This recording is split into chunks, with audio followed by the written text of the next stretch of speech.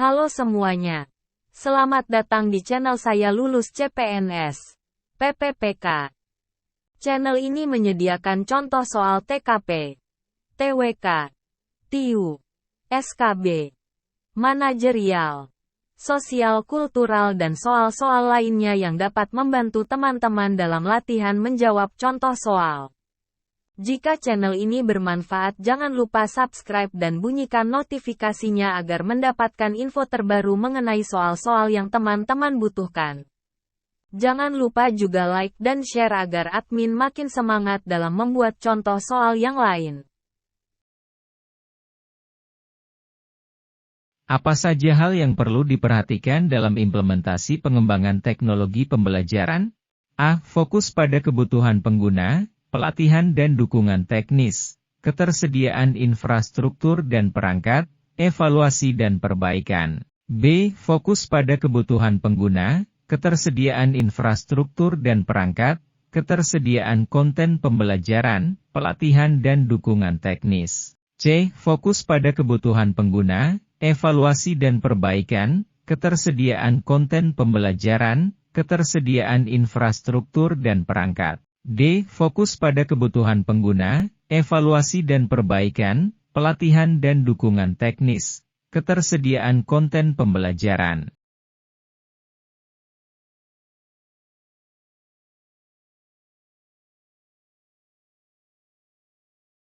Jawaban yang tepat adalah A. Implementasi pengembangan teknologi pembelajaran perlu memperhatikan kebutuhan pengguna, pelatihan dan dukungan teknis, ketersediaan infrastruktur dan perangkat, serta evaluasi dan perbaikan untuk memastikan efektivitas dan efisiensi penggunaannya.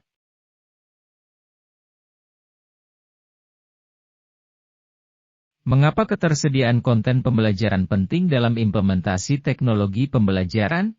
A. Untuk memenuhi syarat dari pemerintah. B. Untuk mengurangi biaya pengembangan teknologi pembelajaran. C. Untuk memudahkan penggunaan teknologi pembelajaran. D. Untuk meningkatkan efektivitas dan efisiensi pembelajaran.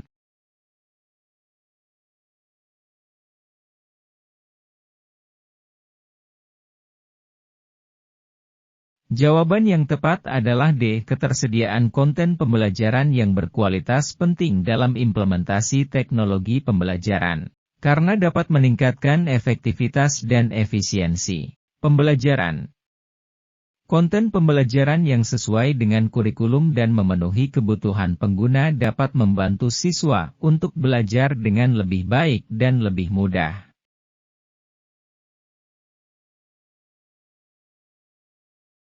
Apa yang harus dilakukan setelah implementasi teknologi pembelajaran? A. Evaluasi dan perbaikan. B. Pembelian perangkat baru. C. Pelatihan teknologi pembelajaran. D. Pemilihan teknologi pembelajaran.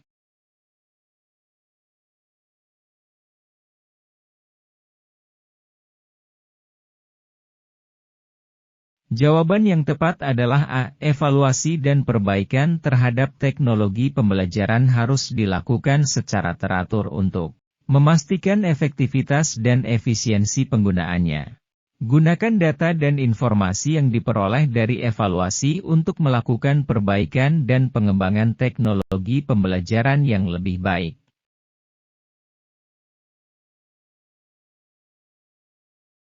Mengapa keselarasan dengan strategi pembelajaran penting dalam implementasi teknologi pembelajaran?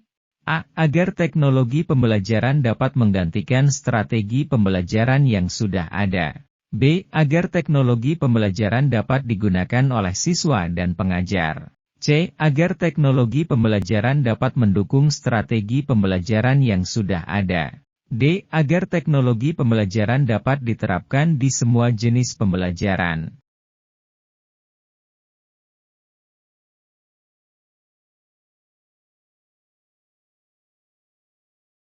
Jawaban yang tepat adalah C. Keselarasan dengan strategi pembelajaran penting dalam implementasi teknologi pembelajaran karena teknologi pembelajaran harus mendukung strategi pembelajaran yang sudah ada di sekolah.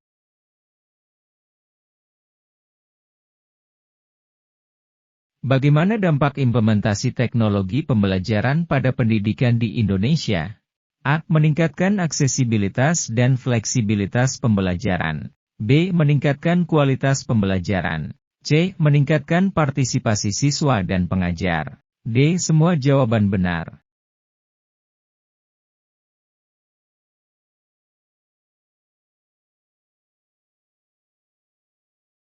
Jawaban yang tepat adalah D. Implementasi teknologi pembelajaran di Indonesia dapat memberikan dampak positif pada pendidikan, seperti meningkatkan aksesibilitas dan fleksibilitas pembelajaran, meningkatkan kualitas pembelajaran, serta meningkatkan partisipasi siswa dan pengajar.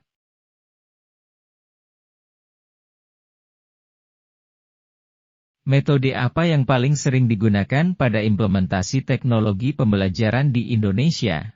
A. Metode e-learning. B. Metode blended learning. C. Metode flipped classroom. D. Metode mobile learning.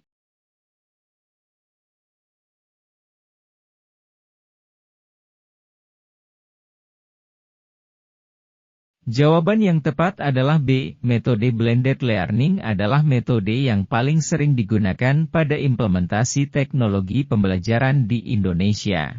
Metode ini mengintegrasikan pembelajaran tatap muka dan pembelajaran online dengan tujuan memaksimalkan hasil belajar siswa. Meskipun opsi A, C, dan D juga sering digunakan, namun jumlahnya tidak sebanyak metode blended learning.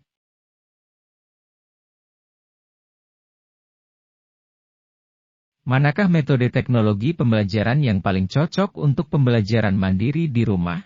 A. Metode e-learning. B. Metode blended learning. C. Metode flipped classroom. D. Metode mobile learning.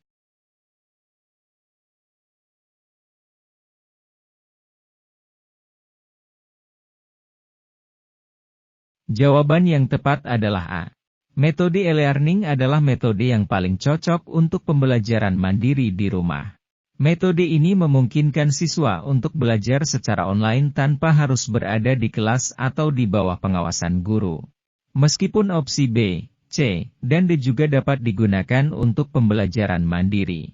Namun fokus utama pada soal adalah mencari metode yang paling cocok untuk pembelajaran mandiri di rumah.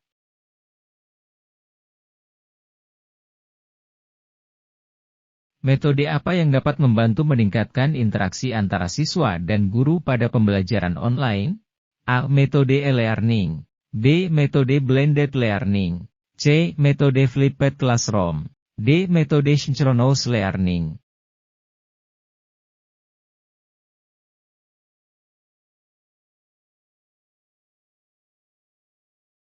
Jawaban yang tepat adalah D. Metode synchronous learning adalah metode yang dapat membantu meningkatkan interaksi antara siswa dan guru pada pembelajaran online. Metode ini memungkinkan siswa dan guru untuk berinteraksi secara real-time melalui video conferencing atau chatting.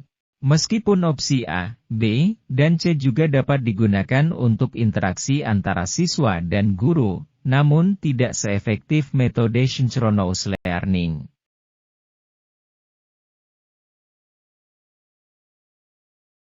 Metode apa yang cocok untuk mengajarkan keterampilan praktis pada siswa melalui teknologi pembelajaran? A. Metode e-learning. B. Metode blended learning. C. Metode flipped classroom. D. Metode simulation-based learning.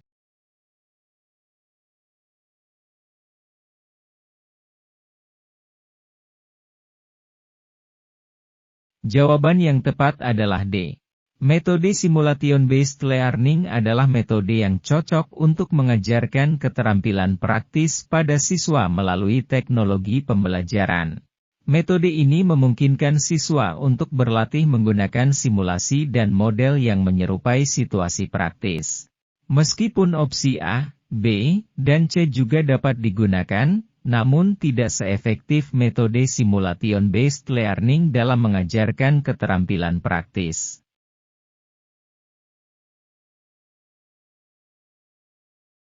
Salah satu sekolah di Indonesia sedang mempertimbangkan untuk memperkenalkan pembelajaran online melalui platform pembelajaran virtual. Namun, mereka menghadapi kendala karena sebagian besar siswa mereka tidak memiliki akses internet yang stabil dan cakupan internet yang tidak merata di wilayah mereka. Apa strategi yang dapat diambil oleh sekolah tersebut untuk mengatasi masalah ini? A. Memberikan bantuan keuangan kepada siswa untuk membeli perangkat yang diperlukan. B. Menggunakan jaringan Wi-Fi sekolah untuk memfasilitasi pembelajaran online. C. Meminjamkan perangkat seperti laptop atau tablet kepada siswa yang tidak memiliki akses. D. Menggabungkan pembelajaran online dan offline agar siswa tidak ketinggalan.